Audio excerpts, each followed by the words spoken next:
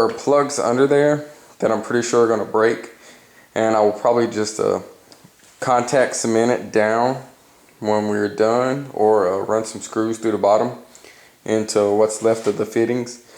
But we'll discuss that on the reassembly. Okay, I already had most of the other parts removed because of the disassembly we've done already. But with some needle nose pliers and some persistence and patience, I got the floor mat off without messing up many of the little anchors that are made on. The ones that did mess up or were already broken, which I think are mostly on the other side, I believe there's enough left, yeah, like right there, to run a screw into from the other side and hold them into place. And as I said, I'm also going to do some contact cement, because as you can see, you get water under there anyways, which is not going to be good long term. So now it looks like 4 more bolts, 3 more screws, and the floor section is ready to come off. Okay, after removing all this 10mm bolts out of the floorboard, one 10mm bolt right here, and all the remaining screws out of the front section, it appears this whole piece comes off as one, and this plate actually doesn't have to come off at all. I guess I'll find out what it's a cover for.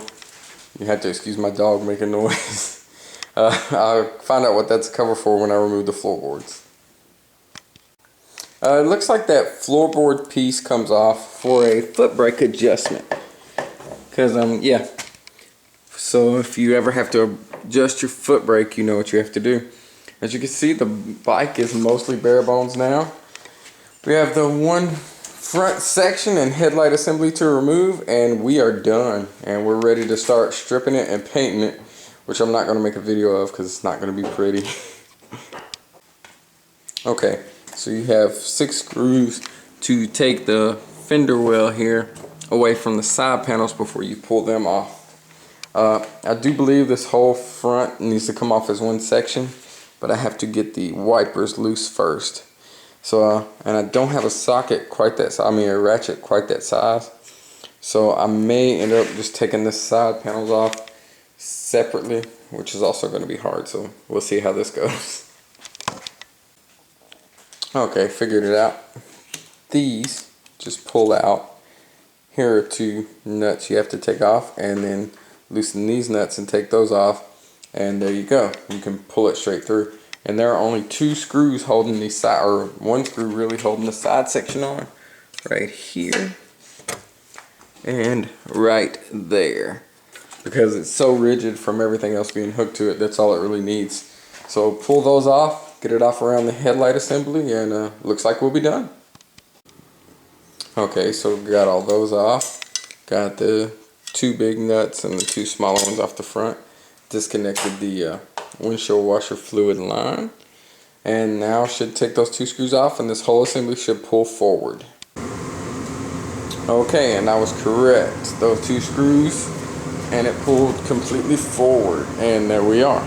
The only thing still holding are the turn signal assemblies, which I am about to disconnect, and then we're done. This, as far as body wise, this is completely disassembled. Anything else you might need to disassemble is pretty straightforward. I'll do a quick walkthrough after I get this off. Alright, I actually just used the quick disconnects to go ahead and take those off. I have to take them out, but it's nothing but 4 screws in the back, like I said, because I'm going to paint. If you're going to leave it stored for any amount of time, I would remove this center section and store them separately, because it seems to make it really weak right there. To get the fender well out, there are just some little disconnects. I just pulled them apart and slid it to one side, and there we are. It is a completely naked Auto-moto 3-wheel scooter, and wow. Looks nothing like it did just a few hours ago when I started this. I took breaks in between, but this is a good 3 or 4 hours solid work.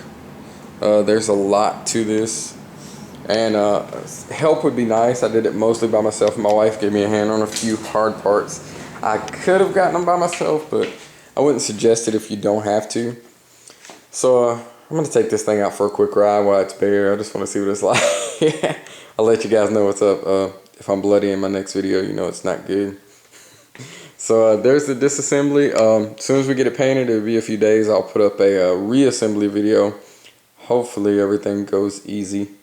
I have everything marked, and I'll walk you through. Actually, at the beginning of this video, I'm going to walk you through how to sort all your parts for easy reassembly. So you should have already watched that. But there you go. Don't forget to follow me on Twitter and keep an eye out for the reassembly video. And pretty soon I'll be doing a tune-up on this probably, and I'll do a video of it and a tune-up on my motorcycle, and I'll do a video of it winterizing, things like that. Have a good one, guys.